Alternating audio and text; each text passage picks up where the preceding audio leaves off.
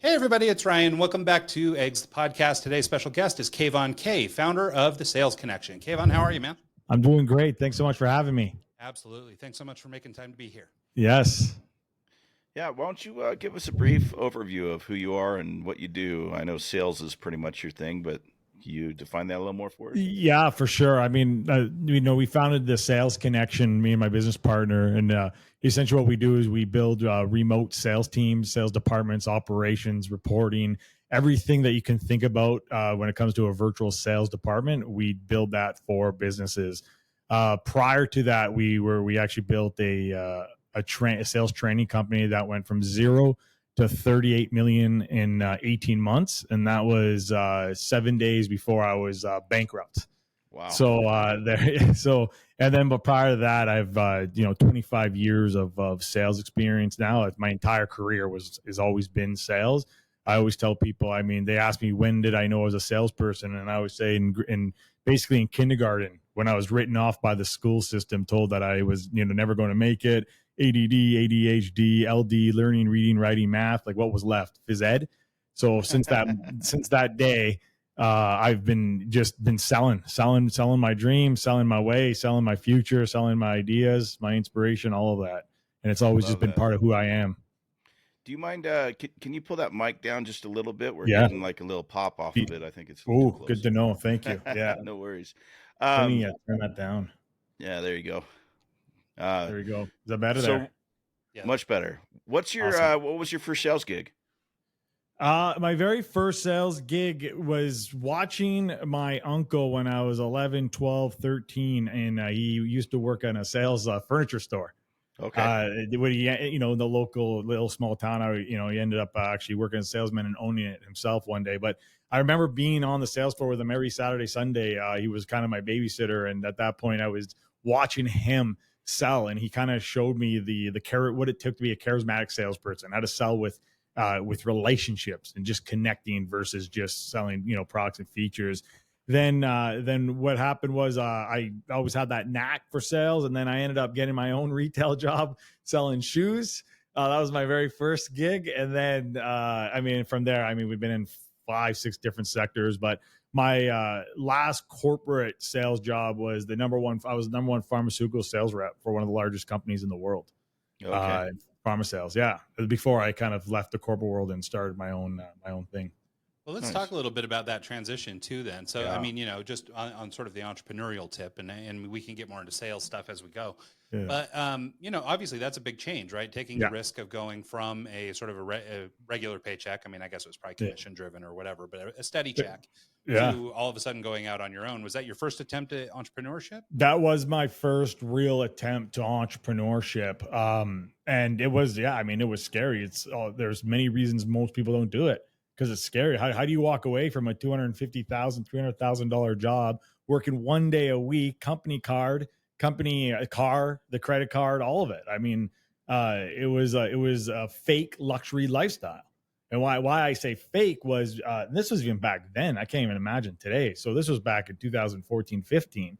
I moved down to Vancouver, one of the richest cities in the world, and making 200 grand, 300 grand a year, you realize how actually poor you are. And I knew that if I was ever going to live a life of the significance that I wanted to live and live a life that was above average, that I wasn't going to be one of those types of guys. I was, okay, I'm just going to work and save my dollar, and by the time I'm 45 or 50 or whatever it is, maybe I'll have enough to enjoy life. So I had to make a real decision, because even looking at my trajectory in corporate, I'm like, what's the max a good CEO makes in Canada? Maybe 400 or 500 grand a year.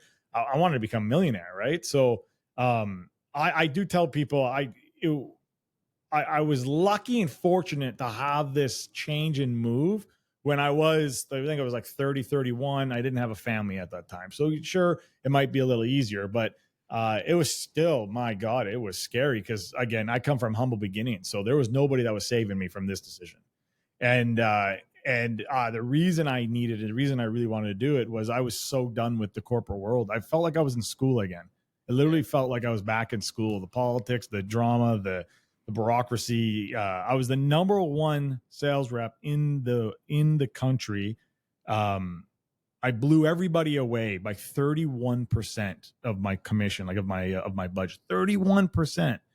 And at the end of the year, they give out this huge award, which was like an extra like $10,000 cash, which at that time is a huge a lot of money to me. And the most important was I got to take a guest onto like, a 5-star luxury. I mean, we're talking like $30,000-$40,000 per person type of trip.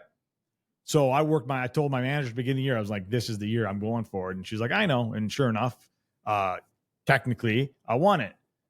Well, at the end of the year, when they went to go, I was at the awards event, and when they went, and everyone's shaking my hand because everyone knew the numbers. Numbers don't lie, right? Shake my hand as if before I won it. Oh, congratulations! And when they announced the name, they didn't announce Kayvon Kay. What? Why? Well, like what? Like, is this wrong? No. Well, they didn't like the way I wore my pants.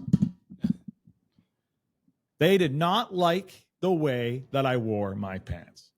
They were too tight for the old boys club, for the old shitty loose suits, white shirt, shitty ass tie, looked like a fat fuck. Sorry, do you guys swear on here? You're all good. Yeah. Sorry, like a slob, right?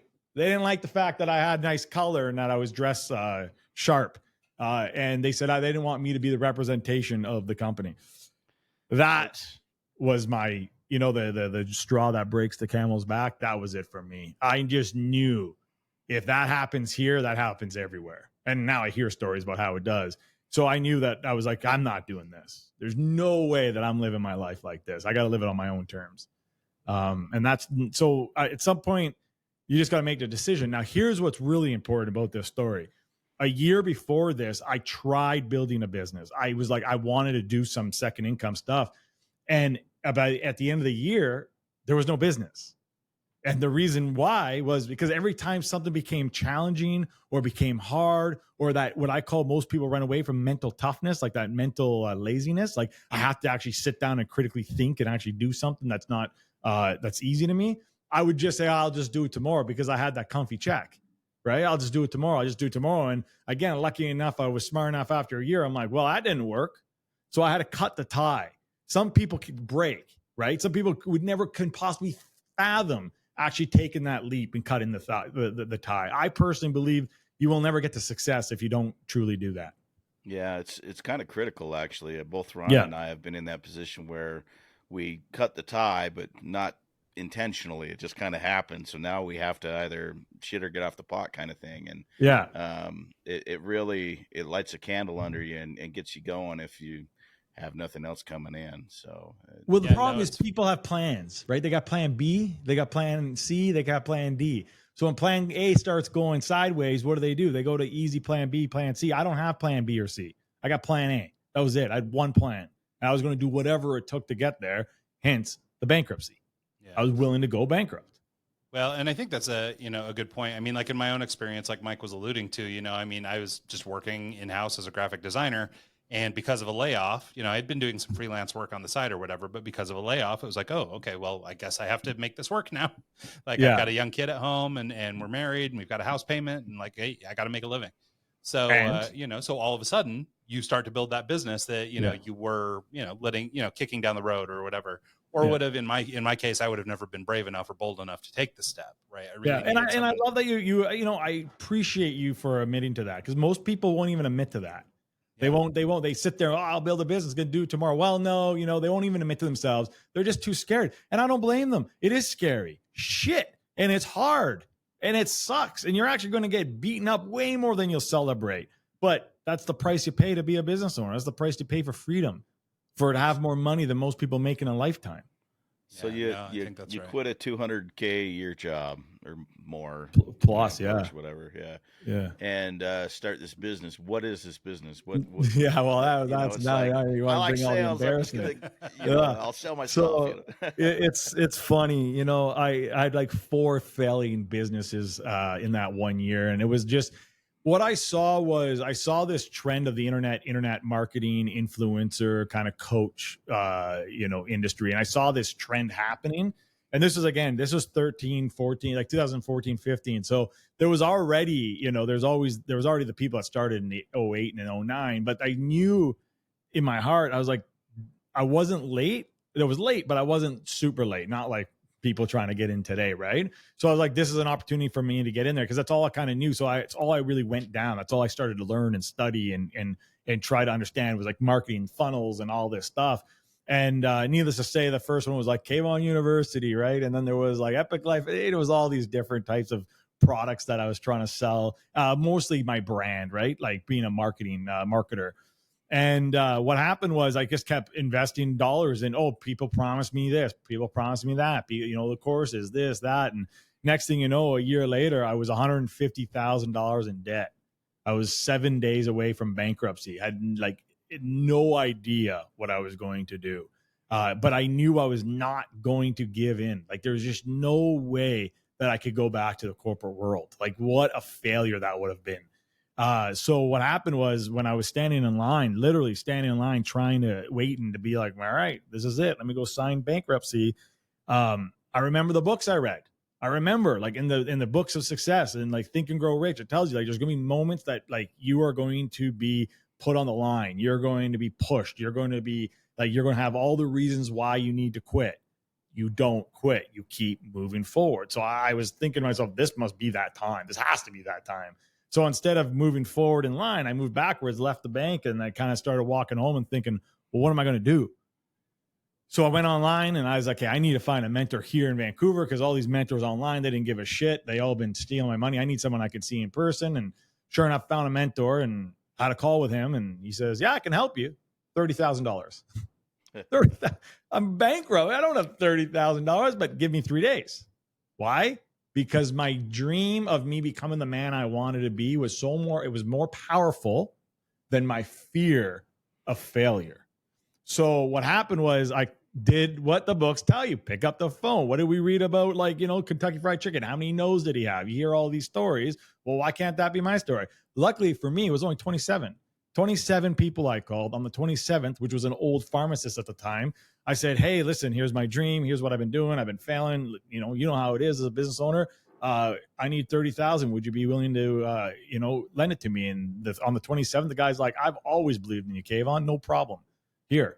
Next day, send it to me. Next day, I send it to the mentor. The mentor comes to me and goes, you know what your problem is? I'm like, what? He's like, you're not a marketer. You're a salesperson.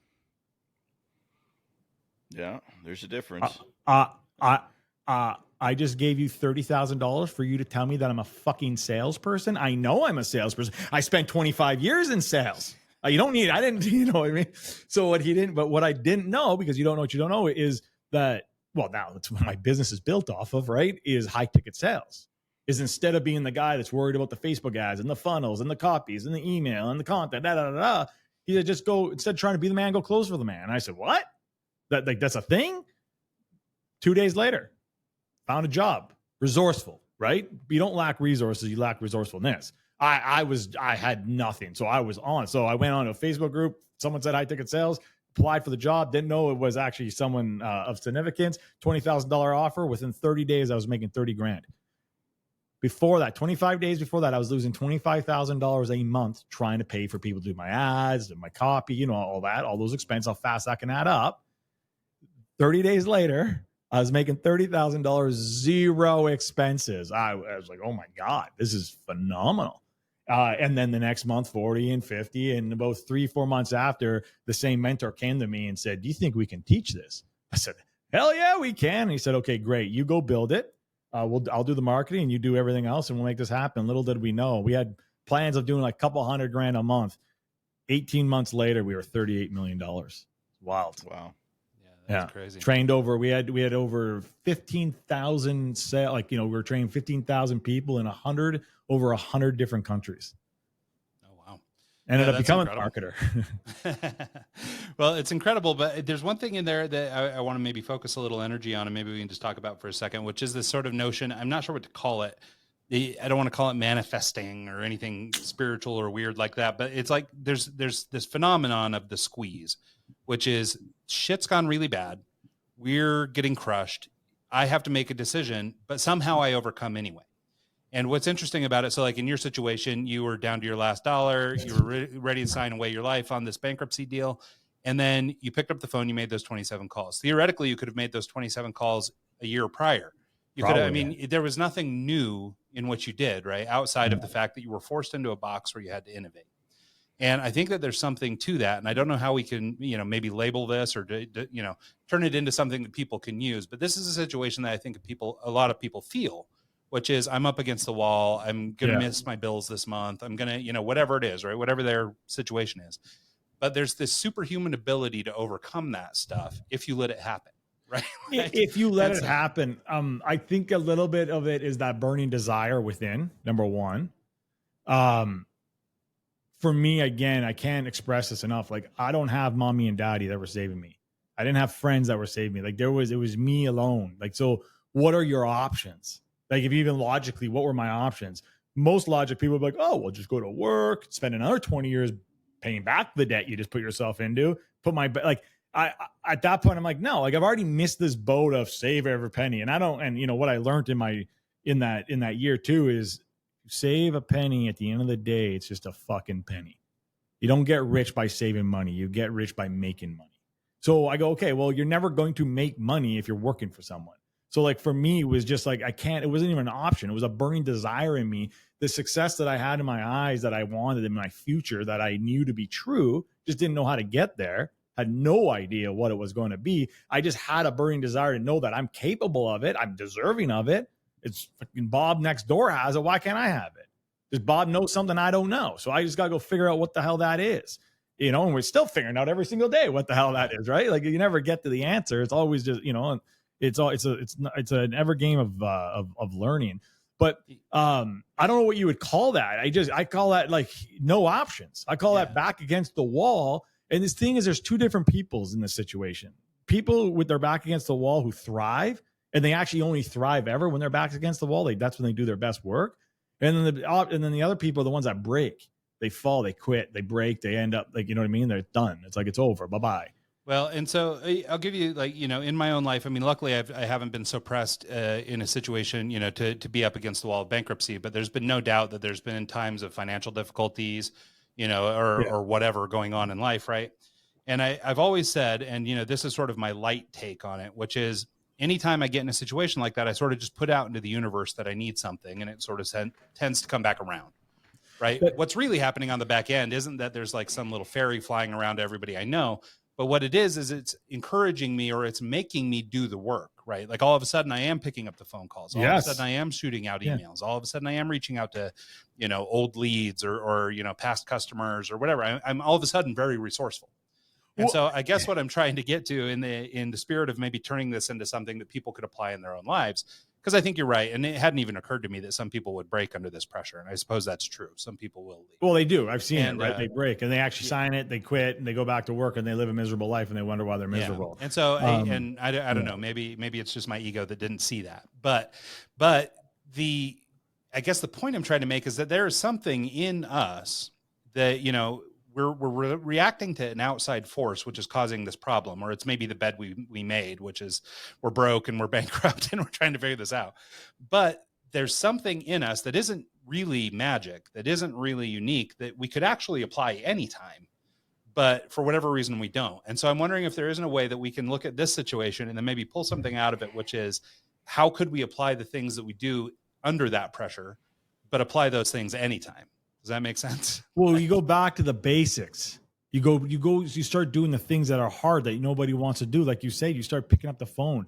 You start working on the things that actually move the needle, not the things that are easy that you think will one day move the needle. What I mean by that, right, is it's so easy for us to go to the things that we love and work on the things that we're naturally good at. And then we get mentally lazy, or we kind of procrastinate on the things that we're not good at. Sometimes those things that we're not good at are the things that the business needs, or the things that we need for our success. We're just not willing to do them. And, in sales is like picking up the phone and dialing dollars. People are rather wait 3-6 months to figure out marketing versus just pick up the phone. The easiest, fastest way to cash, pick up the phone and dial for dollars. I remember, one of the best advices I've got from a mentor, there's two things that came out to me. First one was, I lived by this. I lived by this golden rule for so many years. It was, what are you willing to do in the next 3 to 5 years that most people won't, in order to live a life that most people will never have? What are you willing to do? Most people are not actually willing to do what it takes. They're not actually willing to do the things that make the hard decisions. How many people, like, you know, how many 40-year-olds that I know, 50-year-olds that I know that are still living under mommy and daddy's spell? Meaning they're still looking for the validation. Mommy and daddy say, I got to work this job, so I'm going to work at this job. Mommy and daddy said I shouldn't buy a car. I should save my money, so I'm not going to buy that car. And yet they want to do life of greatness. Like, you got to outlive your parents, man. You got to outshine your parents. I don't care if your parents are even wealthy or not. If your parents are wealthy, great, outshine them, right? Like, for me, I didn't have that big of a bar. Loving mom and dad, they did the best they could with the circumstances they had. But like, I knew very quickly at a young age that I was not subscribing to that story, not under my watch, right? And then then I said, that's the little things. It's those little things that people don't want to do. So in my case, like, dude, did I want 30 days prior to have to make that phone call? Hell no. Why would I want to make that call? Like, those calls suck. They're hard. There's many other things I can convince myself that are more important. But when it came to it, I had no option. I had to make those calls. And sure enough, what happens? You get the success. An example. I'll give you an example. You see this and because I used to be a sales trainer, so I used to say this in real estate offices. So January is always a funny time for real estate agents. Why? Because what do they do in December? They took December off, they spent all the money, and then they got all these bills. So what happens is they come into January, they start getting their credit card bills. Like, what do I got to do? Oh my God, I got to go to work. So what do they start doing? They start going out there, they start prospecting. So they start calling. They start doing the business, right? And then all of a sudden their business starts to grow. January, February, houses start turning into deals, right? Then what do we got? March, April, all of a sudden they go, okay, well, I made my money. What do they take? They take a vacation. And then they come back at the end of the vacation and they go, oh my God, I got my bills. And they do this up and down. And then at the end of the year, they decide, I don't want to be a real estate agent. I want to be a mortgage broker, as if it's going to be the grass is green on the other side. And why? It's because they stopped doing the thing that got you busy. And that's what most people do. You stop doing the one thing that got you busy, because what got you busy is not always fun. It's not always easy. It's challenging. And we think that we've outgrown it. We think we're better than that. I see a lot of business owners, even people in my situation where, like, I'm in sales. I have a whole team that should take my calls, but I still take sales calls because I don't want to lose it. Right? Because if you don't use it, you lose it. And B, I got to lead, as you know, and be an example. And more important than three is I want to still be able to control my income. I'm not going to rely just on others to control my income. I got to do that hard work. I don't enjoy it all the time, but I do it because I know it's necessary. I used to be a mortgage officer. There you go. Back in the day. Yeah. And when I first got into it, it was easy. Like, it was right in the time frame, 2006, 2007, before the crash. Yeah. And everyone had 8, 9, 10% interest rates, and we were doing streamlined refinances for VA home loans. And 90% of the time I could call them up and say, hey, you got a VA loan. We're going to hook you up. We're going to drop you from 8% down to 4.5%, because that was the deal right there, and cut their mortgage payment in half, get them a little cash on the end. I'll get my 2 points. It'll be a great deal all the way around, right? 2008 comes around, dries up, goes completely empty. Blows up. Everyone had already kind of done the refi thing. Everyone had kind of gotten settled in, and the only income coming in would be from new home buys. And so this, where I could have a list and just call people and get them into it, that doesn't work anymore. So for me to get income coming in, I had to go and network with realtors. I had to go to meetings. I had to go and do all this stuff that I wasn't having to do before. But if you want to stay in that industry, that's what you got to do. And you had to do, like, again, doing the things you don't want to do, right? What are you willing to do? Most people won't. In order to live a life most people will never have. Most people at that point left the mortgage industry because it was like, what happened was you were on a trend. Trends are easy. And this goes back to being a character. This goes back to entrepreneurship. This goes back to having character, my sports day. Winning the game when things were easy, having character is pretty easy when you're winning the game. Real character is built when you've lost the game. It's when it's you by yourself on the field, when everyone's gone home. And what happens is people get into these trends. Like, so that was a trend in 06, 07. You can come in, you can be an idiot and still made millions of dollars. But what happens when that trend stopped? And now the real work happens. How many people left that industry? Because they were not actually willing to do the work, and they didn't even know the work, and they didn't even know how to become professional. They didn't know actually how to build a business. They just got into an awesome trend. They saw an awesome trend, something was easy, but trends don't last forever. Yeah. So what happens after the trend goes away? I was one of the guys that left. So because it was the day job. It wasn't my passion. You know, it wasn't something I was really into. And so once it dried up, I wasn't. Huh? Had I stuck around, I'd probably be a lot better off these days. But you know, it's like, you know, in hindsight, it was the trend. Yeah, you know. But you didn't stick around because you're like, Frig, I didn't have to do all this hard work. I'm assuming I didn't have to do all this hard work last year. Man, this is a lot of hard work. And you said the big key is you're not passionate. Yeah. And if you're not passionate, how are you going to find energy? When you have a burning desire, and when your vision is so clear of what you want, you don't need coffee, you don't need Red Bull and Monster, because your vision will outrun all of those things.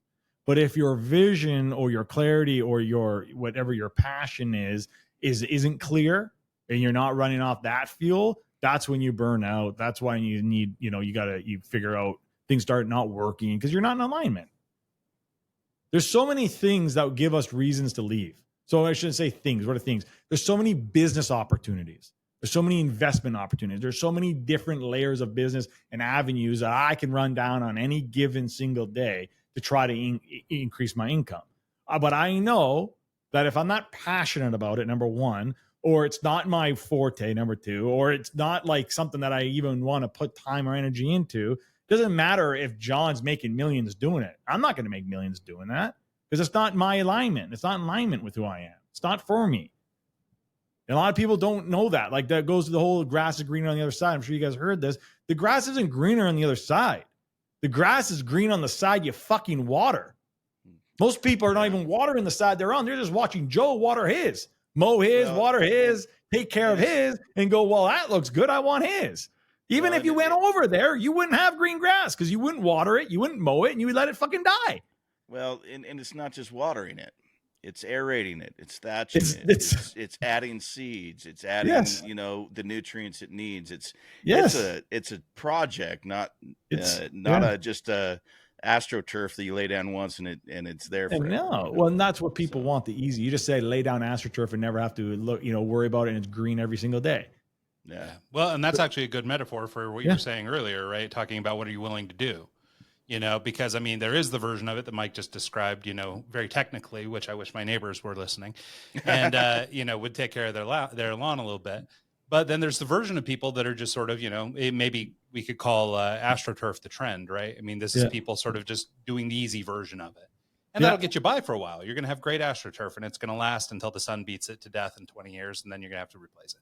But that's the easiest version of owning a lawn. And so, but the result you get is probably not near as satisfying as the guy who spent all day out really hard, working on his lawn and spending the time, nurturing these plants and helping it, grow. And then, being able to stand back at the end of the day and just cross his arms and go, you know what, damn it, my yard looks awesome. So I'm going to give you an example too, a real example of that in business. So when I was younger, because again, didn't come from a lot of money, I always had this dream, right? I had this dream that I was going to marry a rich girl, and her dad is going to be in business, and he's going to take me under his wings and show me the ropes so that I can do the same, because I always wish I had that, right? And I remember telling you got to understand, I had conviction underneath that more than a courtroom. Like, that was the dream, okay? And I remember when I first met my first mentor, like 22, 23, and I was telling him, this is what I'm going to do, da-da-da-da-da-da. And I've been telling him, feeding myself this story since I was like 9 or 10 years old, right? And I remember him just shaking his head like it was in disgust. And he looked at me and he's just like, you don't want that.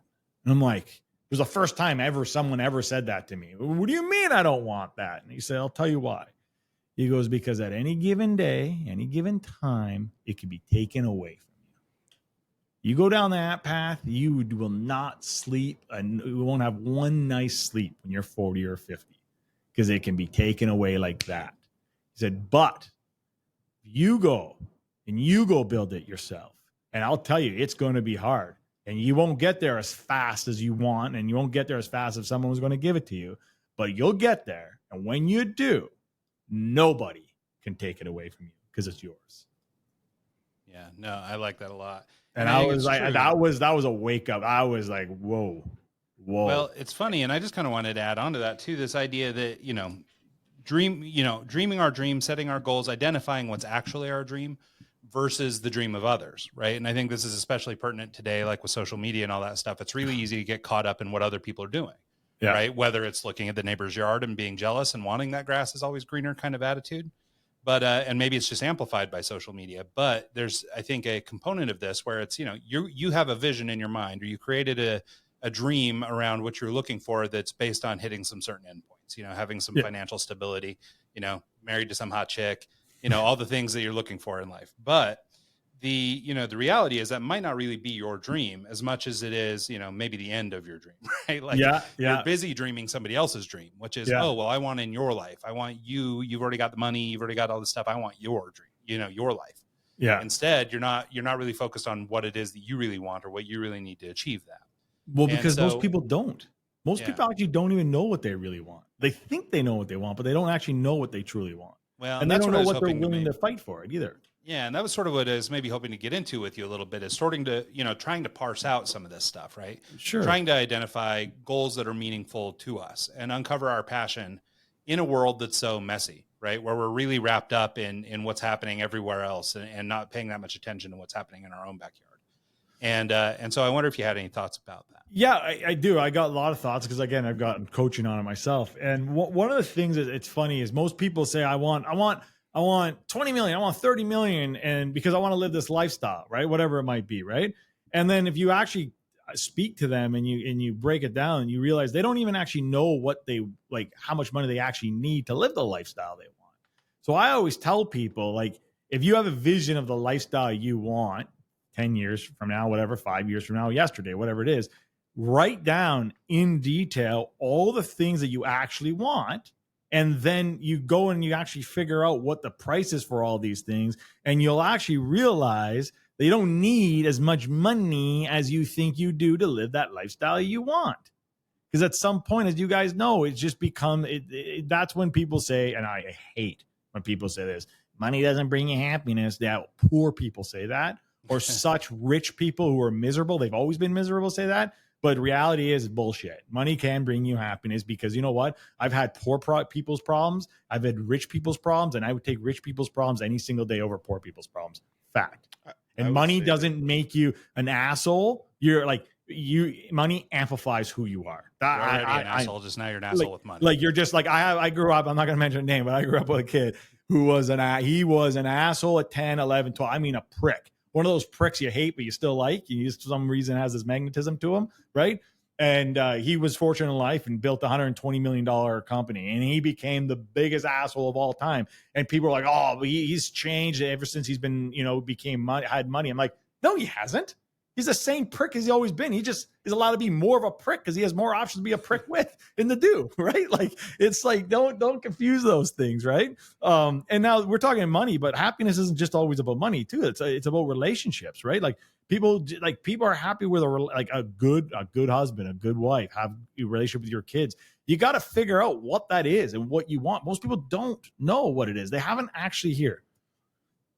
I'll go a little deep here. They haven't sat down and asked those questions to themselves and to us, you want to call it the universe, whatever, and ask the questions. What is it that I really want? What is it that inspires me? How do I be great? How do I become the best version of myself?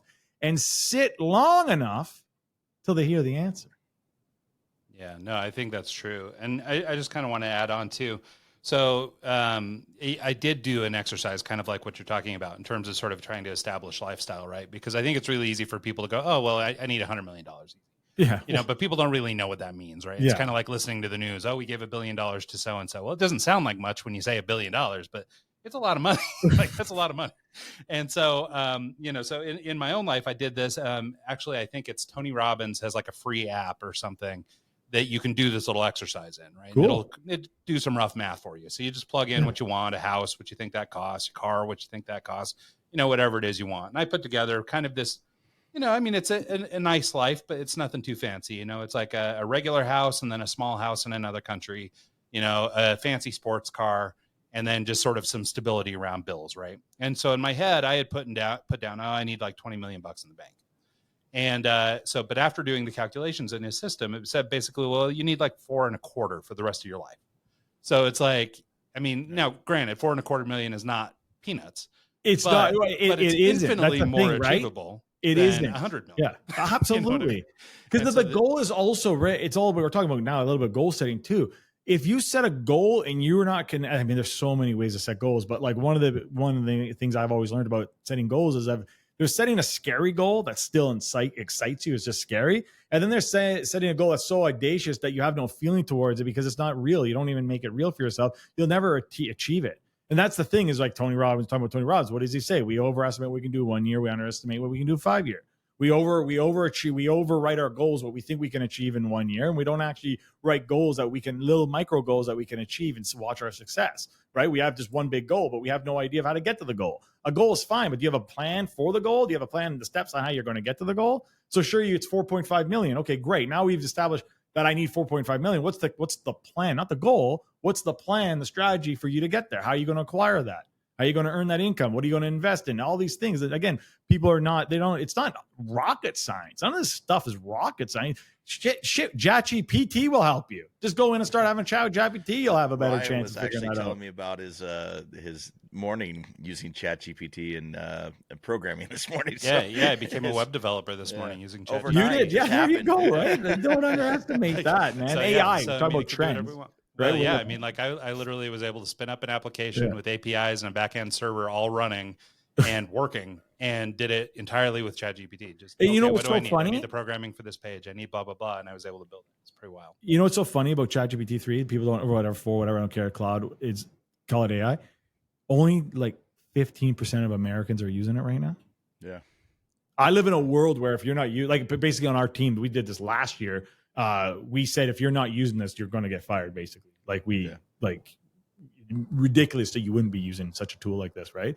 But I still meet people today that don't even they think it's something and it's not. Like they think going in a ChatGPT is like building a website or something. They're like, how do you use it? I'm like, how do you go on Google and type in what is on Google? That's the same thing, right? They don't understand it because again, they've shut their brains. It's just scary. We live in this world, right, where we only want to live in what we can see, not what we can't see.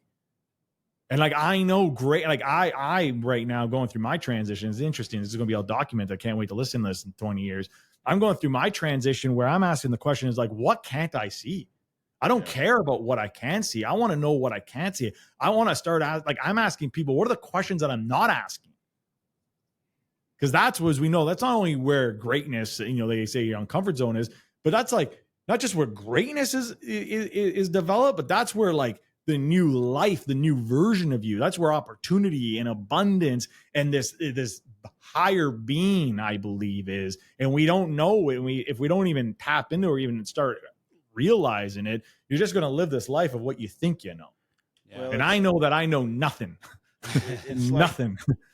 When you start going down the education path, and listening to audiobooks, listening to podcasts, listening to, studying a topic and trying to get better at it, like whatever the topic is, whether math, audio engineering, software development, whatever, you don't know what you don't know until you learn it. And once you learn it, then the sky's the limit. And it's just a matter of picking a topic and picking something that is relevant to you, means something to you, and you enjoy. And once you figure that out and you can, going to college, when I went back to college for audio engineering, it was like I was excited to get up every morning and go to class. I was excited to what I was going to learn that day. Whereas before, when I was taking generals and didn't know what I wanted to do, didn't know the path I wanted to go down, getting up was a slog.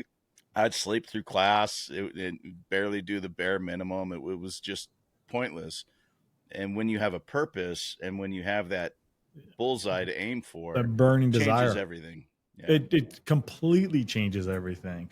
One of the things I wrote this down. I think, I don't know how we can get into it. I don't want to transition too much, but sure. We're talking about, because you're talking about, I know we're trying to like applicable things, like where, like, as an entrepreneur, how can people actually do things or change things in their lives?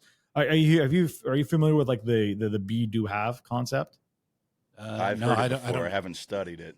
Yeah. So the idea of like, if, like a little circle, big circle, circle around and then bigger circle around it. Right. So the biggest circle is have, the medium circle is do. And then in the core is like you become, right. Yeah. What most people live, and I've learned this because I was that person, is once I have X, then I'm going to do X, and then I become X. The key in success in business and life, it's flipped. It's I have become this, and as a result of becoming this, I'm doing the things of this, and because I'm doing the things of this, I now have. Yeah. No, so that's the whole people wait. People wait till you have to do. So I'm going to wait to be a better man for my kids and my wife and my health once my business is at a level. So then I have that time to do that. Bullshit. You don't need money. We're talking about happiness, talking about what you want in your life. That's why it all came out. But you don't need money to be a great husband. You don't need money to be a great father, a great mother. That's a decision you can make today. I was talking to a woman earlier today that wanted to lose weight. I know nothing about losing weight, so I want to be very clear on this. But it just same thing, and I can tell in her energy in her eye that losing weight was just an idea. It wasn't something she was actually committed to. And because I kind of related to smokers. You'll ever meet someone who quit smoking, they'll tell you right away, it wasn't a patch. It wasn't hypnotism. It was they woke up one day and they decided they're no longer a smoker trying to quit. They're just not a smoker. It's a self-identity. I'm no longer a fat person trying to lose weight. I am not fat. Right. Yeah, no, I think there's something to this in that, and I've sort of attributed it to fear. Sure, it's already not trying to be rude. No, you're great. Yeah. But I think that there's this thing that people do, which is basically saying stuff feels like doing stuff. Yeah. So, like to your point about this woman that you were just talking to, so she was saying, "I want to lose weight." Yeah, and saying, "I want to lose weight," stating my intention, putting this thing out there, feels like I've done something. Right. So now at the end of the day, I can go, oh, you know what? I said I was going to lose weight today. That's awesome. Yeah. I did my thing, whatever it was. And then tomorrow I'll do the same thing. I'll tell everybody I'm going to lose weight again. And that'll be my thing. And I'll get my little positive affirmation from the person who goes, oh, hey, great job, Wendy. That's going to be awesome. I'm looking forward to it for you. So I'm getting my satisfaction, or I'm creating this loop by simply saying a thing. And then I'm getting feedback on it. Again, not to rag on social media, but I think this is a lot of social media too. We say a thing, or we go post on Twitter or X or whatever it is. We go and we post because we feel like we've done a thing. Yeah, to Mike's point, exactly. Hey, big thing coming around the corner. Pay attention. Huge. It never come, but which never. Yeah, it doesn't matter. Right? But I said there was a big thing, so I've done something, right? I've gone out and I've announced our big thing. Now what's the big thing? I don't know. We'll figure it out another time. But it's like, and so I think that there's something to that, and it has to do with mindset and all this other stuff. But I think that we trick ourselves into thinking we're doing something. And I think it's a little bit of this idea of kicking stuff down the road, right? Yeah. We never actually have to commit. We never have to do the scary thing. We never have to do anything. We can just kind of say stuff and keep kicking it down the road. And it feels like we're doing work. Well, I always ask people, I don't care how busy you are, is how productive are you? Yeah.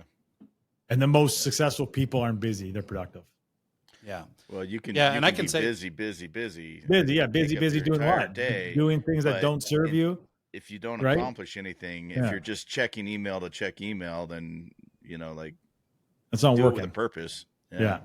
Well, and I can share sort of from a life experience or what's going on right now in my life. I can sort of speak to this a little bit, which is that I've taken a role. I mean, I run a design agency. We've been in business like 20 years. Like, this is the thing we do. But out of, I got involved early with a tech startup, and now they've asked me to sort of come on full time in this capacity of product manager, director of product management / VP, kind of whatever. And so I'm doing this thing, and I'm overseeing a couple departments. Well, I've never built software, and this is a tech company. I've designed software, I've designed UIs and things like that, but I've never, built software. But now I'm being asked to run a team of developers. I've never ran a product team, but now I'm being asked to run a team of product, folks. And then I've never done, I've run marketing. And so I'm also running the marketing team on their team. And so now I'm doing all this stuff. And what I'm finding is that, and for me, this is a measure that stuff is happening or that I'm learning, is that I'm exhausted at the end of every day. Yeah. And so when I was just doing the agency, and I've been doing it for all these years, you fall into your moves, right? These are the things we do. This is how we do business, blah, blah, blah. It doesn't really register, right? I mean, like, it doesn't take it out of you, I guess I should say. Well, no, because it became your genius. Yeah, well, I've developed the skills for that, and it's easy for me to do. Right? Yeah. So to sort of, many of points we've made throughout this conversation, this has really pushed me into a new realm where I'm having to learn a lot of new things. I'm having to manage people that are supposed to be expert in stuff that I'm not expert in. I'm supposed to, be, learning how to do all this really technical stuff that I've never had to do before. And I'm finding it's really rewarding, but to the point that Mike was just making about just doing stuff for the sake of doing stuff, I don't have the knowledge enough yet to know if what I'm doing is actually useful, right? But what I do know is that I've got some short-term goals and some long-term goals that, for me involved in this entity, I have some incentives to accomplish. So if I can actually get it done, like, it'll be really great for me. And so I'm having to try and set goals around something I don't understand, right? But so this concept of thrashing and making sure that we're being productive, not for productivity's sake, but working against something, or actually putting it towards a goal, goes back to what you were talking about earlier, which is, sort of establish what is real and then work backwards from there versus, sort of just putting out into the environment. Oh yeah, no, I'm building an app. I'm building a thing. It's really cool. A good exercise you could do, because I've gone, again, a lot of business coaching, and this one, I dread this exercise, but it's really show you what's going on in your life, is for 2 weeks, you just take a toll of what you're doing every 15 minutes. Ouch. Every 15 minutes, you write down what you're doing. And over 2 weeks, you go look at that, and then you ask yourself, is that the activities of whatever, your position is, of a $10 million person, $100 million person, and you'll see very quickly a lot of those activities could be outsourced. Get your time back. Yeah. And then you saying you don't know if you're doing well or not, but then you said you said you have goals. Like, well, if you don't have KPIs, a lot of people don't even know what a KPI is, but like, if you got to have something to measure. What doesn't get measured doesn't get improved. Yeah. Right. So you got to have measures that you have, and mini goals, not like, hey, I want to do $1 million this year and this. No, like weekly, right? Weekly, monthly, daily goals that you have. And are you meeting those goals? It's very simple. Yes or no. There's no yeah, but. If it's a yeah, but, it's a no in my eyes. Yeah. It's a yes or no. Did you meet this goal? Yes or no? Yeah, but I didn't exactly. Yeah. I kind of, but we did not. Yes or no? Yeah. I kind of want to change topics for a second. Yeah. I was listening to this podcast the other day. I think it was the Prof G podcast or Pivot, one of the two, and they were interviewing this guy about talking to people, just having conversations, and how the upcoming generation is so used to everything being online, and with COVID and with everything that happened where we got locked down and we couldn't go out and interact, there's kind of like this almost upcoming generation of kids that don't know how to talk to people.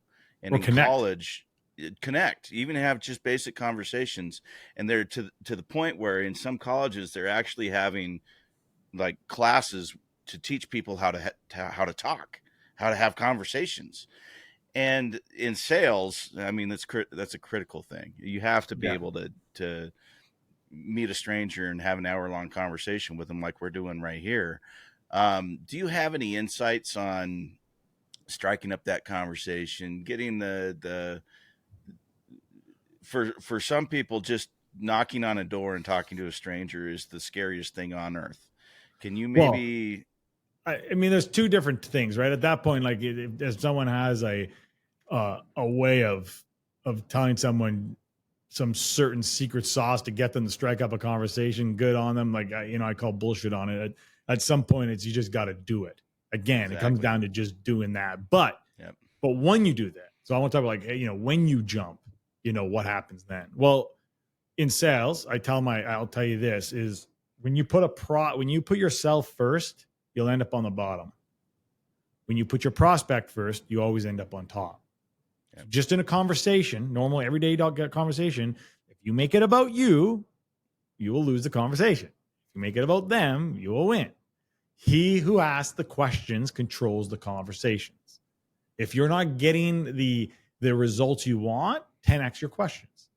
So what does that mean? How do we bring that to the everyday person? How do we bring these to these college kids that are learning how to have conversations? Well, ask questions, get curious. Don't be selfish. Don't make it about you. It's not about you. It's about them. Don't think it's all about you. You know, the saying I love, I've heard this saying so many times. I love it. And at 20 years old, we care about what everyone's thinking about, right? We care about what everyone thinks about us. At 40 years old, we stop caring what other people think about us. And at 60, we realize no one actually gave a fucking shit. Right? So like, these are things I learned. We laugh at these. There's a difference between me and other people. Most people laugh at this and they forget about that and they move on their life. I don't. Like, that sits with me. That's something I think about all the time. So when I find myself in fear of judgment, or I find myself worried about what other people think, that's what I remember. Is this really going to matter at 60? And I don't need to be 60 to know that answer. I'm pretty smart to know that, like, absolutely not. So those things, it prevents me to actually do the shit I need to do in the day and actually do the things that scare me. Back to connecting. I kind of got off side here. Back to having the conversation. It's sad. It's sad. It really is. It is sad because I'll tell you, even myself, I used to be like 99% extroverted, and because of I don't even talk about it, but because of that, like, I've found myself going even more introverted than ever. And maybe because I'm getting older in life or anything, but like, it's even for me, it's not as like, I used to be like, I had to be out all the time. Now I get exhausted when I'm out. But if you want to connect and have great conversations with people, the most simplest form I can say is you make it about them and you get curious. Ask questions. Just ask questions.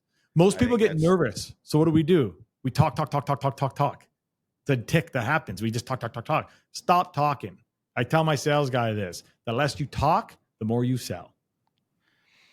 Yeah, I think it makes sense, right? I mean, we probably talk just to keep people from saying something that might hurt our feelings or whatever, right? So we're doing it as like almost a defense mechanism, right? Or the other one, which is even deeper, is we talk because we fear silence.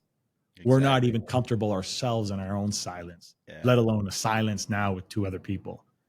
That 3-second, 4-second pause of nothing, that gets people kind of like twitching and nervous, and they got to say something, and being able to be comfortable in that silence is, I think, imperative, especially in sales in general, because if you're asking an open-ended question, you don't want to be the first one to reply. You want them to think about it and have an answer, and then you can spin off of that and go from there. But absolutely, just having the ability to sit in silence and think about it. Lots of people, they'll, like in a conversation like this, for example, they're just talking for the sake of talking. They're not listening to what the other person's saying. And when you listen and you have intent and you can pause and think about a response, it makes the conversation that much better. It's not just. So as my wife always says to me when we're fighting, I'm listening to respond. I'm not listening to hear. Exactly. And those are that's what you just said, Mike. There's two very different things. You're right. People are just listening and thinking about in their head that, what the next question is going to be. They're not actually listening. Now, here's the key in sales. If you get to a deeper level, my advanced stuff is you don't listen to what they're saying. You listen to what they're not saying. Exactly. That's how you can connect deeper. That's why. So the other day, I'm working with a band, right? And I've got this guitar player that in live scenarios, he loves to shred and just get really loud and be the center of attention. And he doesn't realize that when he turns his guitar up, it ruins my mix. And it makes it sound like here's this screaming guitar over here, and everything I've done is now just out the window because all you can hear is him. And I just finished a recording with him, and we were doing some final stuff, and he came in, and I was trying to broach this topic of how do I get this feedback and criticism to him and say, hey, I need you to kind of do this in live scenarios. And I told it to him, and I knew it was going to bug him, and I knew it was going to be an issue. And he goes home, and sure enough, an hour later, I get a text message. Yeah, everything you just said was bullshit. It's not rock and roll. It's not this. It's not that. And so for 2 days, I'm sitting here going back and forth, texting him all the technicalities of why you need to do this, why you should do that, why it makes a difference for us.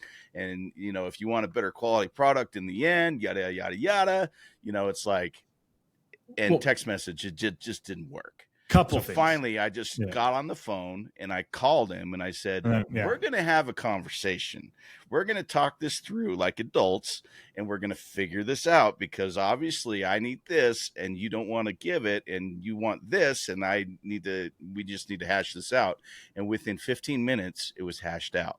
We had a kind of like a game plan. I could feel off his body language and tone in his voice. Whereas with a text message, I could be trying to be like, this is not my intent. I'm not trying to piss you off, but it's going across that way. Whereas if you jump on the phone, you have a conversation, or even better, do it in person over a beer, you're going to have that much more connection and that much more empathy for each other versus just a text message, waiting for a reply.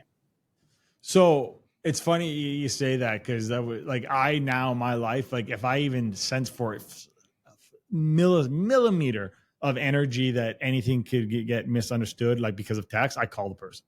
Exactly. Because you could sit there and waste time, money, and energy going back and forth, trying to figure, no matter, even if you're trying to have all the good intent, it doesn't matter what you say.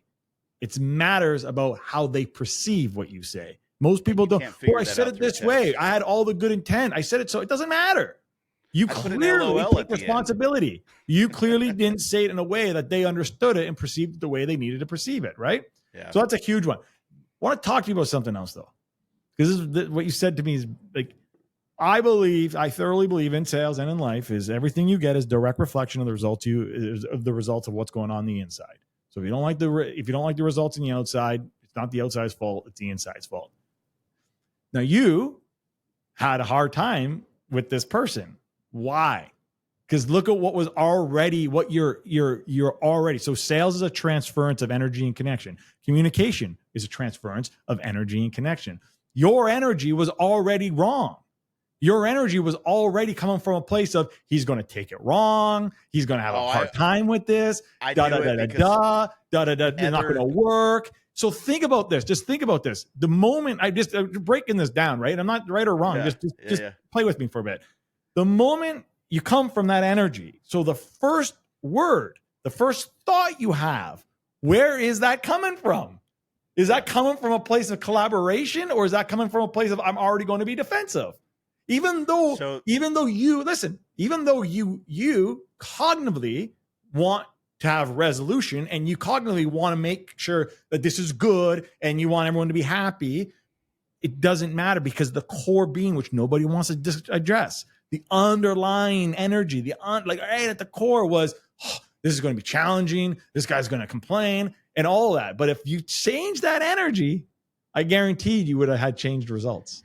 So me out of everyone was the person that needed to have this conversation with this kid, because other sound guys in town have tried, other people have tried, and I have this kind of relationship built up with him where we're more coming as a friend versus coming as sound guy who he's never met, who is just telling him he's too loud. And so I've known he's had issues with this in the past with other guys. Funny, Mike. I got to cut you off here. Here because we're going to do this. We're live. We got to cut you off here. You're already justifying. You just made this all about him. Well, this guy already hit this. I just said to you, you are a direct reflection of the results you got. So, he's already did. But I got the results in the end. You did. I'm being cheeky. You did get the results you in. But what I'm trying to teach people is, imagine what happens when we come from foundationally, everything we do, everything we say, our intentions, everything we put out to the world comes from a different place, comes from the actual place of what we want, not what we think we want or what we hope to get when we have all this residual effect of, residual thoughts of something else. Like, I want to be rich, but deep down, I'm not worthy of being rich.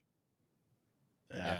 What decisions are you going to be making to become rich? You're going to make decisions that are going to make you rich, or you're going to make decisions that are going to sabotage you from being rich because deep down you don't believe you're worthy of it. I'm not saying this is you, Mike. I'm changing the subject here. I'm not. Yeah, like this. This is what I'm talking about. So I always tell people in sales, in business, in life, it starts with you. Yeah. Like, it's not about the tactics. It's not about give me the best script. How do I connect with this person? If you're not connected with you and you don't believe in you and if you haven't done the hard work on you to grow as an individual and to believe that you are worthy of it, believe that you are worthy of success, know that fear will always be there, but it's how you handle it and how you deal with it and how quickly you deal with it is a deterrent, is the decision between success or not. Like I always say this to people, like Tony Robbins and you and I all wake up with the exact same fears. The difference is in the morning, Tony doesn't let that fear dictate the decisions he makes throughout the day, where most people do. Most people wait an hour, 2 hours, 3 hours. Most people don't even realize that they're operating out of fear. The quicker the distance between left and right, and the distance between you being able to handle that voice and handle that fear is the distance between you having success. Plain and simple. Yeah, no, I think that's right. And I think if I've got the point that you're trying to make about in Mike's case, I mean, obviously Mike had a relationship with this guy, and so he was able to kind of work with it. But to your point about sort of predisposition setting, right? Mike already knew this guy's had trouble with other people.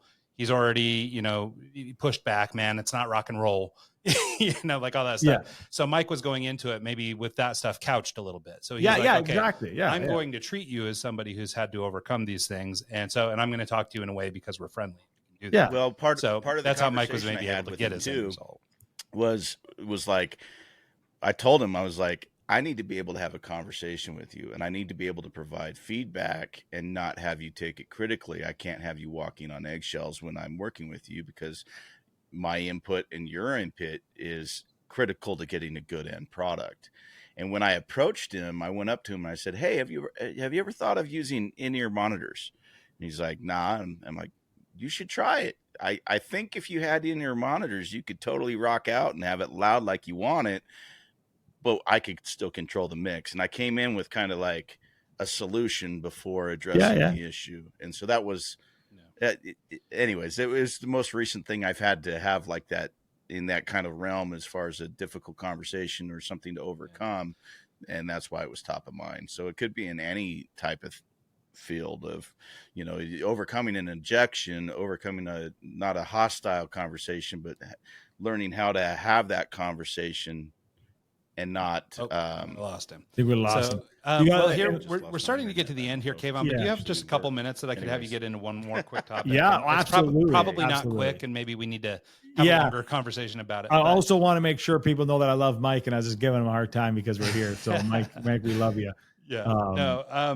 So what I want to talk about, and you actually touched on this really early in the conversation, I made a note here to talk about it, but you just sort of landed on it again. And so it seems like something that maybe is important to you, which is this idea of sort of overcoming biases or the pre-programming that we get from other people in our lives and sort of help dictate the way that we approach sales, approach business, approach life, whatever it is. But there's a thing that seems to happen. And the example you used earlier was that it had to sort of do with your parents or maybe trying to live up to your parents' expectation. And so there's this bit there where we're sort of in our parents' shadow, or maybe whoever raised us, or maybe some influential friend or whomever, but we're sort of in their shadow, or we sort of act in a certain way to try and accomplish whatever it is that we think they would want. Right. And so this goes back to our earlier discussion about dreams and stuff like that.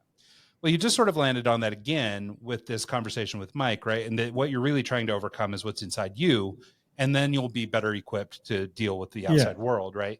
And so I wondered if, just sort of in closing here, I mean, I realize this could probably be a whole podcast in itself, but, do you have any pointers or any ideas or things that people can use to maybe self-identify?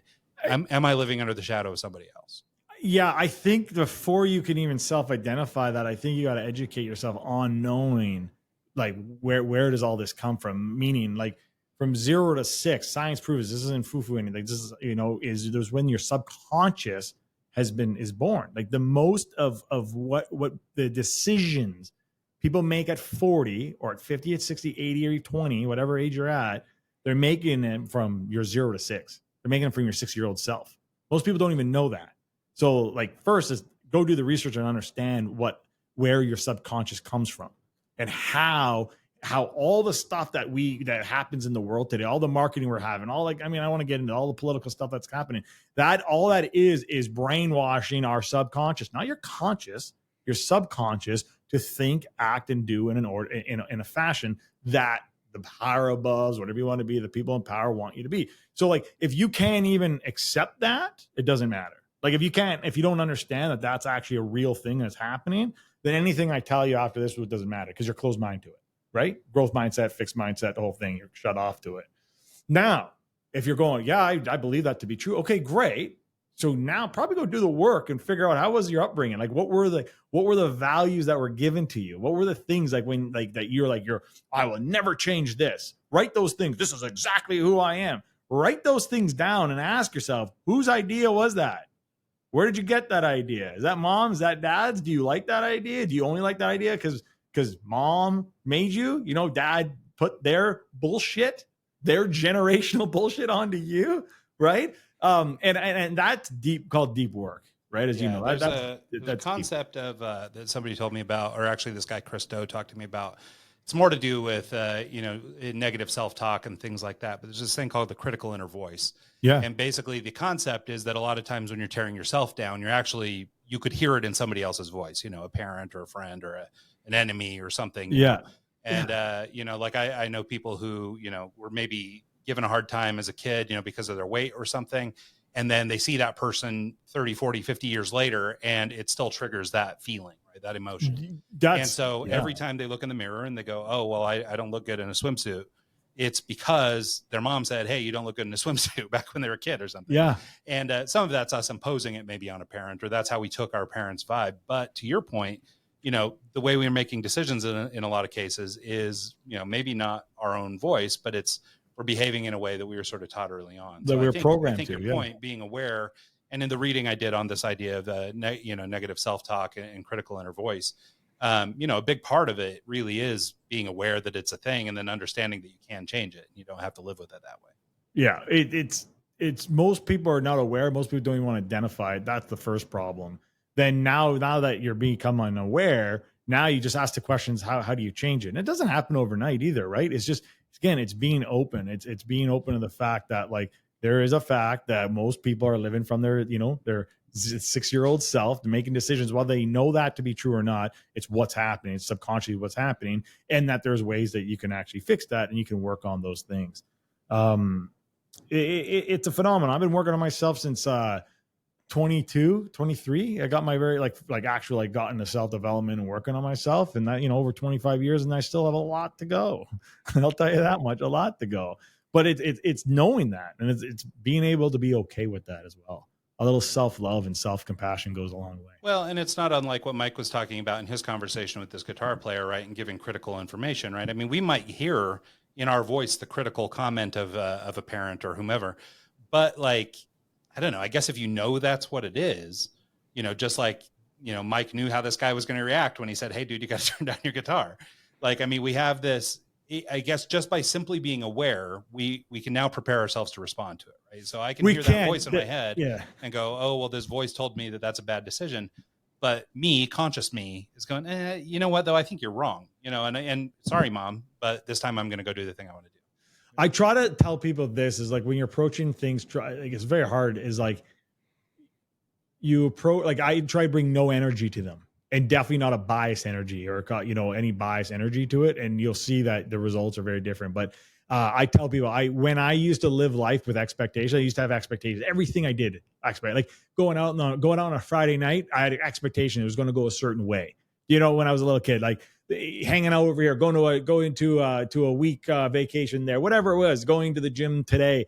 I had all these little micro expectations or sometimes macro expectations, and I always felt let down. I always felt like I was always kind of miserable because things just didn't go my way. I now live a life, I truly live a life. I have zero expectations, 100% commitment. Yeah. And I've been happier than ever. And I enjoy life way better than I've ever have. Because I don't have expectations of things. And I'm not saying negative. I'm not saying, oh, I'm expecting negative things to happen. It's just zero. I'm just going to be. It's going to be whatever's going to happen is going to happen. I'm not going to expect things to happen, because when they don't go happen, that's when we start, beating ourselves up or getting frustrated and all this negative shit that does not serve us, does not serve our future, does not serve our present, does not serve our past, does not serve our family, our friends, our business, none of that. You're direct, show me someone's business, show me the entrepreneur. Yeah. The entrepreneur is only as far, the business is only as good as the entrepreneur is, until obviously the business gets to a level where the owner or the person who started the business is no longer there. That's like why we are in a business where we're amping up, where we want to work with people. One of our ICPs is where we work with people who are not founder-led anymore. Because founder-led organizations make different decisions than ones that don't. Yeah, no, because the founder makes decisions on his money, because it is his money. He makes decisions on all the hard past shit he had to go through that got him there. Yep, that makes sense. I think you're right. Well, sorry, what was that? Oh, I just said I think you're right. No, I know you said that. That's a trick, by the way, called double confirmation. Oh, well, and with my internet jumping in and out, I totally could have been whatever. Everything's been double confirmation for poor Mike. Well, we're kind of at that point. You want to tell people how they can get in touch with you and how they can reach out if they're interested in talking with you? Very simple. If you're interested in anything to do with sales, all things sales, Kayvon.com, Kayvon.com. From there, you can get anywhere you need to go to find me.